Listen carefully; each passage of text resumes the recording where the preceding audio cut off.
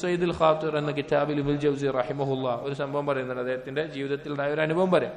അദ്ദേഹത്തിന് ഒരിക്കൽ ഒരു തിന്മയോട് വളരെയധികം താല്പര്യം തോന്നിയപ്പോൾ, അതിനായി നഫ്സ് ക്ഷണിക്കുന്നതായി തോന്നിയപ്പോൾ അദ്ദേഹം ഖുർആൻ എടുത്ത് പാരായണം ചെയ്യാൻ തുടങ്ങി.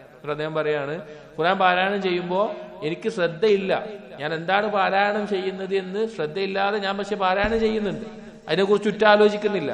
പക്ഷെ പാരായണം ചെയ്ത് സൂറത്തു യൂസുഫിൽ യൂസുഫ് നബി അലൈഹി ഇസ്ലാമിനെ ആ സ്ത്രീ ക്ഷണിക്കുമ്പോൾ യൂസുഫ് നബി അലൈഹി ഇസ്ലാം പറഞ്ഞ വാക്ക് ഖാല മഅാദല്ലാഹ് എന്നുള്ള വാക്കും, അതിനുശേഷം എന്റെ റബ്ബ് എനിക്കിവിടെ നല്ല സൗകര്യം തന്നിട്ടുണ്ട്, ഇന്നഹു ലാ യുഫ്ലിഹു ളാലിമൂൻ, അക്രമികൾ വിജയിക്കില്ല, ആ കാര്യങ്ങൾ പറഞ്ഞിടത്ത് അദ്ദേഹത്തിന്റെ ശ്രദ്ധ തിരിച്ചു കിട്ടി. അദ്ദേഹം ആ ആയത്തുകൾ വീണ്ടും പാരായണം ചെയ്തു. ഒരു തിന്മ ചെയ്യാൻ ഒരുങ്ങുന്ന സമയത്ത് ചിന്തിക്കേണ്ട 3 കാര്യങ്ങൾ അദ്ദേഹത്തിന് അവിടെ ലഭിച്ചു. അള്ളാഹുവിനോട് രക്ഷ തേടണം, അള്ളാഹു നൽകിയ അനുഗ്രഹങ്ങളെ കുറിച്ച് ആലോചിക്കണം, ഇതിന്റെ അവസാനം എന്തായിരിക്കും എന്നുള്ള ചിന്തയും ഉണ്ടാകണം.